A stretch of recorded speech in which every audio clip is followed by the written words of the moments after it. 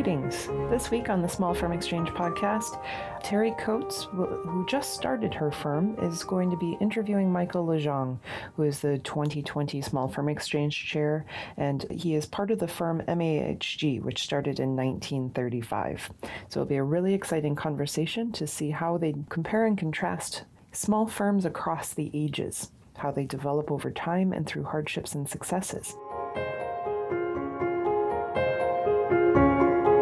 Small firm. Running a small business and seeing the ups and downs and ebbs and different flows. Scale, working in the small firm like us. So like my passions for Got community engaged building, in the community and started to build leadership. architecture, reach. And then we get paid to do what we love. So I thought it was going to be easy. You set up the tables, you plug in the printer, you go.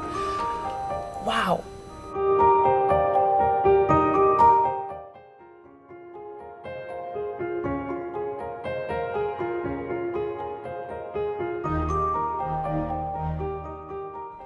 I'm Teri Coates with Teri. Canvas Architecture and Development. Teri, I'm Michael Lejong with MAHG Architects in Fort Smith, Arkansas. I'm glad that we're having this opportunity to get together and just learn from each other. I'm excited to hear about your practice and where you started and where you are today. Can you give us a little bit of a background on that? Yeah, so I graduated from the Lejong School of Architecture in 1996, and my spouse was graduating from Arkansas State University, so I moved to the area that she was in, on the other side of the state, and worked for a small firm there. Practiced in a three-state area, Arkansas, Missouri, and Tennessee. Okay. Worked for a construction company for a few years there as well, and then when she finished up school and graduated and we were starting our family, she got offered a job back close to our hometown, and we moved back there in 1999. And ever since then, I've been with the same firm. Worked there for about 6 years, and they made me a partner. And so I've been a partner for a while now. We mostly do higher education, civic, governmental type work, a little bit of medical. We do a little bit of development work, but it's limited projects, and then we do very little to no residential work at all. Okay. What about you? Yeah, so I grew up in the Houston area, went to school at Texas A&M for my undergrad, moved up to Oklahoma City and practiced there for some time. Decided I wanted to go back and get my master's, so I took a 2-year architecture master's and stretched it out to 3 years. That gave me the ability to continue practicing and not have to uproot myself from the industry. So from there, I moved to Boston and worked with an architecture firm up there. Then relocated to Washington, D.C., where I am now. Started my practice a year ago and am doing a balance of architecture work for outside clients, but am doing some development work as well. That synergy has been really good. The architecture work that I'm doing for outside clients continues to support the development work that I'm getting to do on the side as well. And as far as typologies, we plan to have a mix of typologies in the future, but right now have multifamily housing for sale product and commercial office space, and continuing to have conversations with outside developers. We kind of speak the same language and understand some of the pinch points, and it's helpful to be able to collaborate on some of those projects. So we anticipate having a very diverse portfolio. I have a wide range of experience, so I'm excited to be able to use that range of experience in all of our project types moving forward. Yeah, great. Well, what do you see as one of the challenges of operating two separate businesses? It's very challenging. I thought that I wore a lot of hats, even just practicing architecture in and of itself. Doing the development work as well, you literally take the project from the idea, from buying the piece of land to seeking out the piece of land and all the way through the end of construction. Architects are very involved in that process, but a lot of times they get plugged in a little bit later in the game. Maybe once the land is already purchased, once the idea has already been cultivated. And so it's really enjoyable to be a part of that front-end thought process that goes into it, how it can add value to the community, to the city, and bring life to that space. I think just the fact that you have to wear so many hats is something that sets it apart. There's also the factor of thinking about the financial side of the projects, not just how much time do I need and basing your fee around that, but also thinking about how to be profitable, because the more profitable we are, the more projects we get to do and the bigger impact we get to have on communities. Yeah, definitely wearing different hats is a challenge as an architect. The things that they don't teach you in school about the business side of architecture compared to what you learn as you start to go through.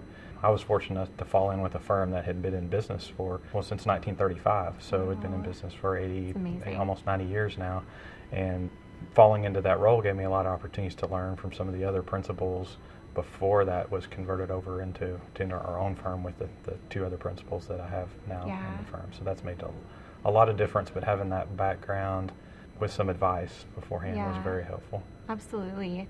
How has your portfolio changed over time? I would say that for us, we feel like it's changed for the better. When I started, we had 5 principals, and they were all rooted in history and all getting very close to retirement age, and we didn't feel like we had much input into the project's design. We did have input, but it wasn't on the large scale.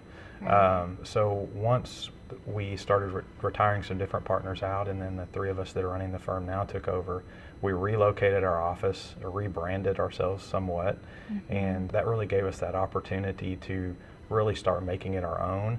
And it's taken us probably about 10 years to really feel like all of this work now is ours. I mean, even though we have the rich history with the prior firm, but the work now is being developed, and we can see that these are our projects, the projects that we've worked from the beginning to the end now, and you really take ownership of those.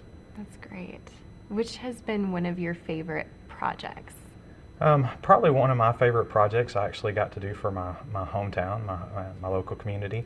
Nice. We did a civic center for them, very small scale, but it's actually a civic pavilion in a public park, and it's a totally wood and glass structure, a lot of stone materials around the outside, but it fits into the natural setting of the park. But we had a conversation early on with a mayor that didn't last very long in the city, and he had met with me, the parks director, and one of the other parks partners, and told us that he thought the project would be boarded up in 6 months.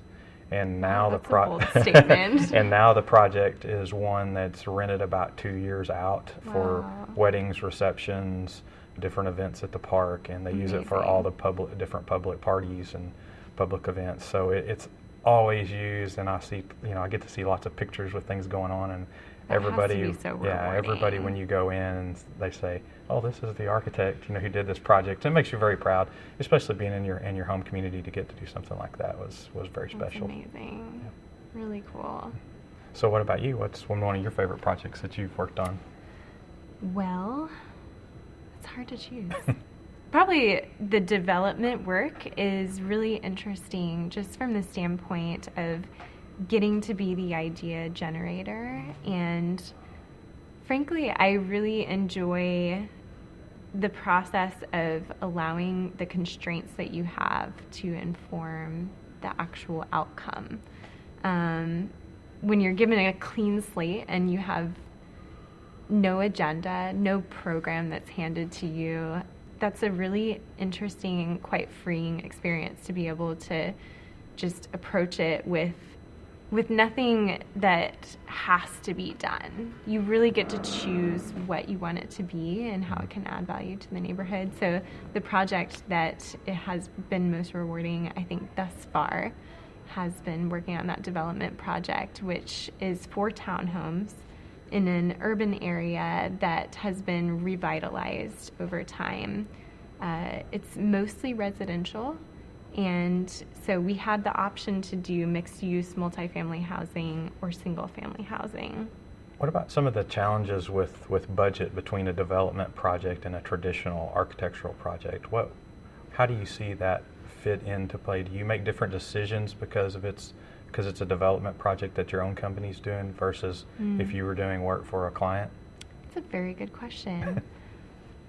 I say no, mostly because it's really important to me that our clients' budgets are taken into consideration, and that has a very heavy weight on how we approach the process. And in the same way that budgets and the numbers have to work for a development project, we should be thinking about them the same way, because that's such an important factor.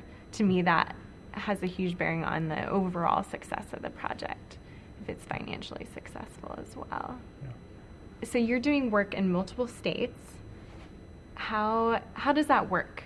Do you have one home base office? Currently, we just have one home base office, and the majority of our work is in Arkansas and Oklahoma.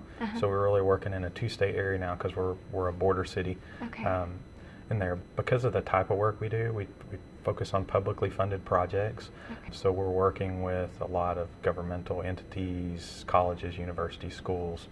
So there's always that project type available, and generally, as long as there's not a recession, there's funding available for those projects. And that's a niche that our firm's been in for quite a while, and it's been successful for us. So we've not veered too far outside of that model, just because we had a lot of comfort with that. And that's one of the decisions we made as we moved forward and converting it more into our own firm was, hey, what are we good at? So if we're good at this one particular project type, not necessarily project type, but one particular project style or funding style, we should probably stay within that until we need to change for another reason, something that would, might make us less profitable or something. But so far it's been a very successful model for us. Nice. Yeah.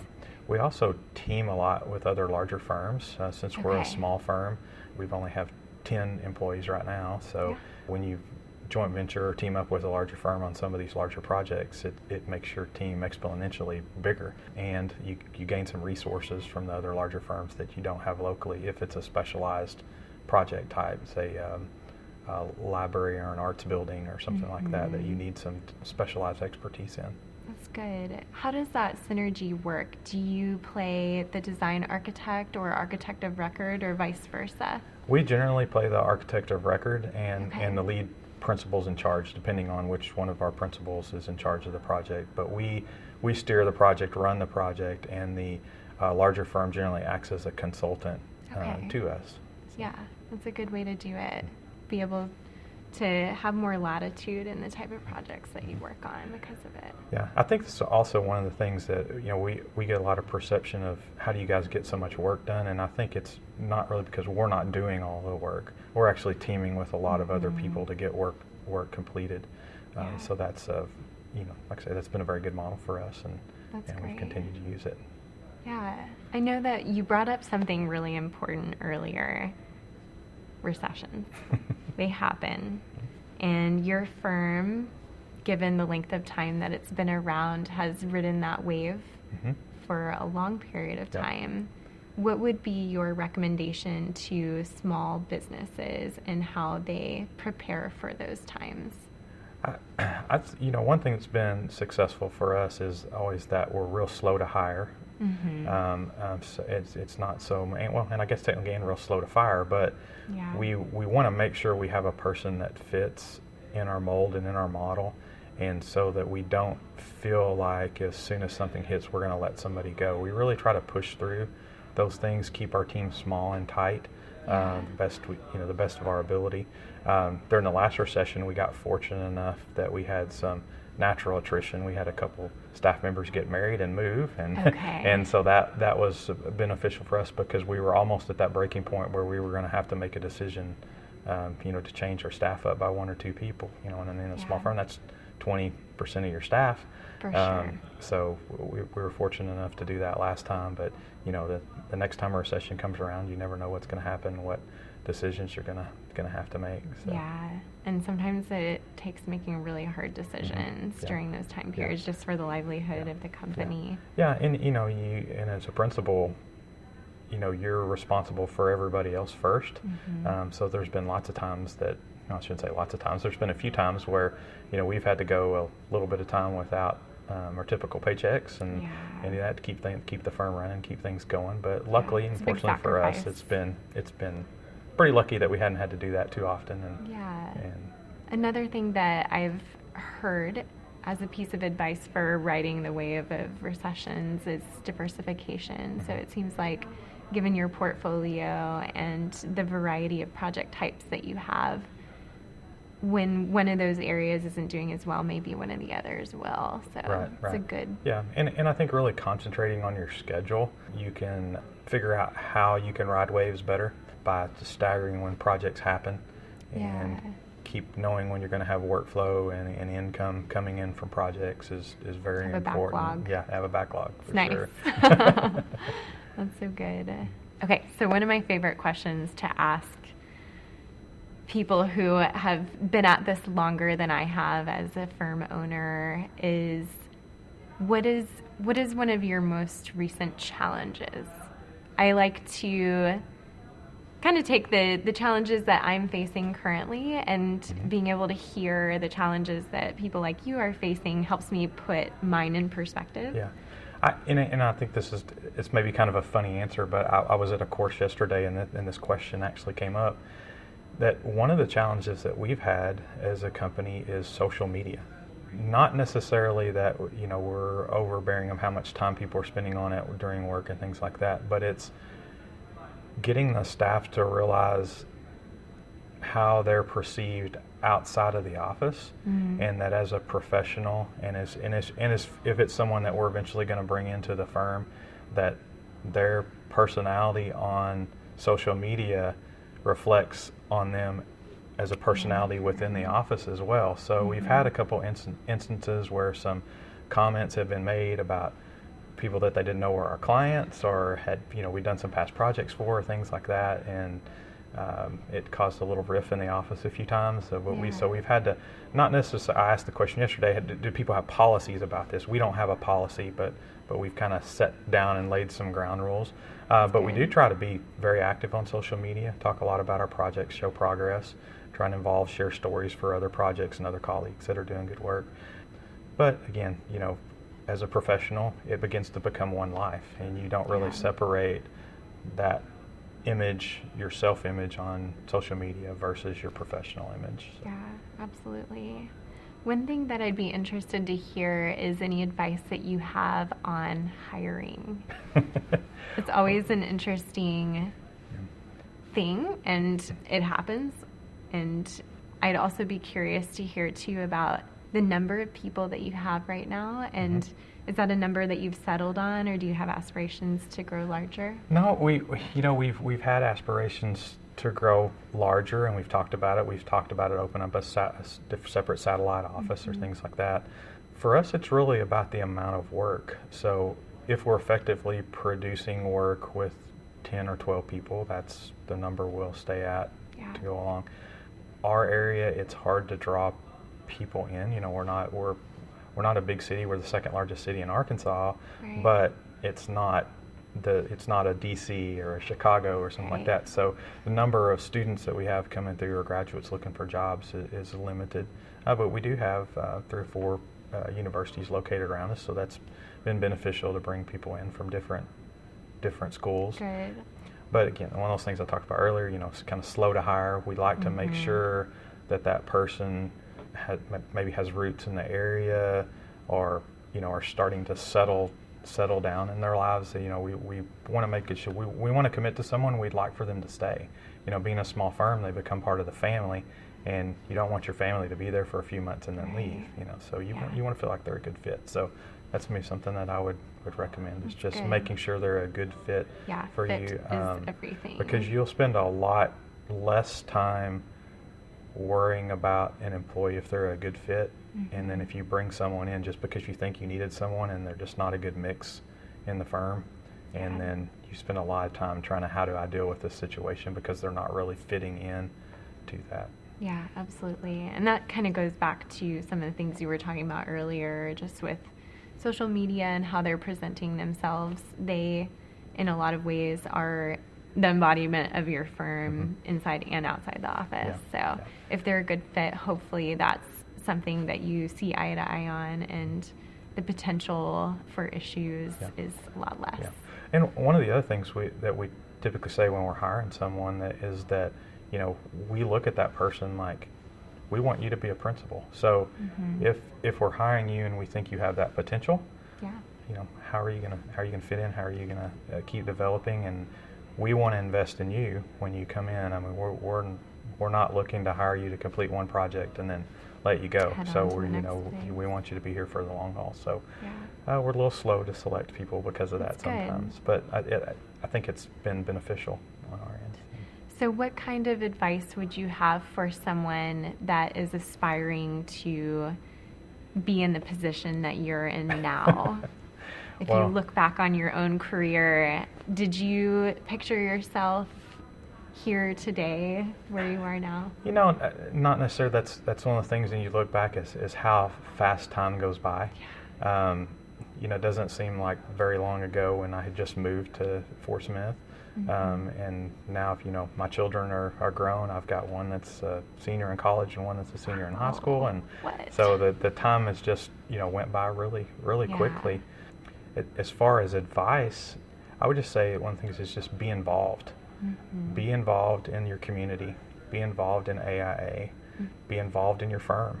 Don't clock out, you know, right when the clock comes. You know, stop and have a beer or have some side conversations with everyone out of the office. Go to lunch with people. You know, just don't shelter yourself from what's going on. That's the only way you're really going to learn all the different things that are going on, and get involved in conversations that are maybe outside of the office a little bit to let you know really about what's really going on the project. So that's helpful.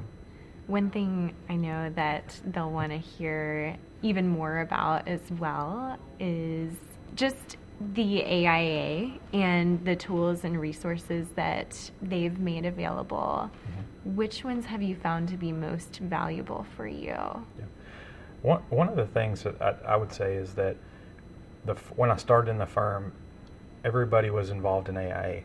So I was pushed, not really, I shouldn't say pushed, but I was encouraged to participate. And being able to participate really, I think, provided those tools for me. So getting pushed into a leadership position on my local AIA board, and then being involved at the state level, and going on to being president of the state board, it just opens your eyes up to all the experiences within AIA. And then once you get the opportunity to travel outside of your state and go to some, you know, local or different conventions like Grassroots and Speak Up and different things like that, really opens your eyes to all the resources that are available for you as an AIA member. It's pretty amazing. I got involved with Small Firm Exchange about 3 years ago, and it's been one of the most interesting groups I've ever been involved with, because we have members from all over the United States, and we're all small firms, so basically a 10 or less member firm, and you have different experiences, different types of work, different areas of the United States, so it really gives you that perspective of what's going on outside of your little box. And then but it also gives you that opportunity to talk to one and discuss things that are happening in a very non-competitive manner. Like, I'm a small firm and I'm having this issue. Can I talk to you about what's going on? Stories, lessons learned, failures, successes. Hopefully more of the latter. That's awesome. On your firm, since you're just getting really started, what do you feel like some of the same thing? What do you feel like some of the tools that the AIA has brought to you that's helping you start as a new firm or getting started? So what? Oh my gosh, where do I start? Being involved, heavily involved in AIA has been a huge advantage for me personally, and has stretched me and challenged me, and also for the firm in a big way. So I was a part of the Practice Innovation Lab late last year, which was a really interesting experience. It was just really amazing to be surrounded by thought leaders in the profession who really want to challenge the status quo and think about the way we do our work and the profession differently. That to me is really exciting, being surrounded by people who are also eager to just rethink the way that we're doing things and stay ahead of the curve and that's a huge advantage. Another thing that has been a huge part of my world in the last couple years is being involved in the AIA Emerging Architects Committee. And one component of that is the Christopher Kelly Leadership Development Program. And I was able to be a part of that last year as a scholar. This coming year, I'll be the chair for that program. And it's growing in big ways. It's expanding across the U.S. into cities throughout the U.S. And that is really a toolkit to help young professionals learn how to be leaders, whether it's just being a leader in your firm, no matter the size, or walking away with tools on how to start your own practice. Nothing is better than actually doing it. You're going to learn way more. Just jumping into it and sometimes having to learn as you go. But being able to provide people with that foundation wherever they are in their career and wherever they want to take their career has been something that's really valuable personally. I also, through that network, have had quite a few projects come my way. So that's pretty amazing to have that as a big resource as well. Within the Small Firm Exchange, one of the subcommittees that I serve on is leadership, and we've been looking at numerous programs throughout the U.S. and the Christopher Kelly program is one of those. We do know it's very successful, and we're looking at different models of how we can deliver leadership programs to AIA, especially to small firms, because in large firms have a lot of resources and a lot of in-house leaderships to bring in there. But when you're a small firm, to provide a $20,000 plus program to all your staff members can be pretty difficult. Absolutely. So we're looking at different models to be able to provide that to small firm and other AIA members at a much more economical scale. That's great. Awesome. So talk to me about what you're looking forward to in the future in regard to your firm and where you see things headed. That's a good question. So we have one other partner who's a few years older than my other partner. We're actually the same age. So I think probably in the next few years we'll have another transition. So we'll be looking forward to probably bringing another principal into play out of the mix of the people that we have now. Yeah. Hopefully they're listening to this. And We've actually started that transition a little bit so that I think they know what's going on. But I think more than anything, I'm looking forward to, what's our success? I mean, what's our legacy? Yeah. Well, now that this has become our firm, and I'm not a principal being brought into another firm, now that it's mine, what's our legacy? What do we leave behind? Absolutely. And for this, so not only for our firm, but for our community, for our state, and for the region. So. Yeah, that's so good. I was reading a book recently. It's called How Will You Measure Your Life? And it talks a lot about the value in having a plan on how you want to move forward, but then also having a certain amount of flexibility. And that's one thing for me personally in running Canvas is really learning how to have that balance. And so we're excited about where the future is headed with the development entity and continuing to be involved with clients outside of our firm. So we have big aspirations for both working together and doing independent work as well. And I'm interested to see where those things lead. Yeah. I think one of the things for us has been the scale of projects seems to be changing for us. Within that certain niche, we feel like a certain size project fits us real well, but now we're starting to move into some larger projects, a lot larger square footage, a lot larger costs. So we know that there's more risk involved in those, but it's also they're more prominent projects. So once those projects reach a certain scale, there's more media coverage, there's more questions and comments about what's going on with the projects, more scrutiny over the budget. Really, how we proceed with that over the next few years, I think, is going to be exciting for us as well. Yeah, absolutely. Well, I look forward to seeing how it plays out. Me too. I'm looking forward to seeing your projects develop and come along as you start your new firm. Thank you. All right. Yeah. It's great. See you.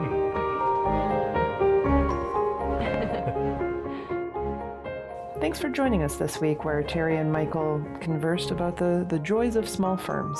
I hope you'll join us next week when I interview Matt Clapper, who is our current Illinois regional representative on the Small Firm Exchange, and we will be getting into the nitty-gritty of finding work.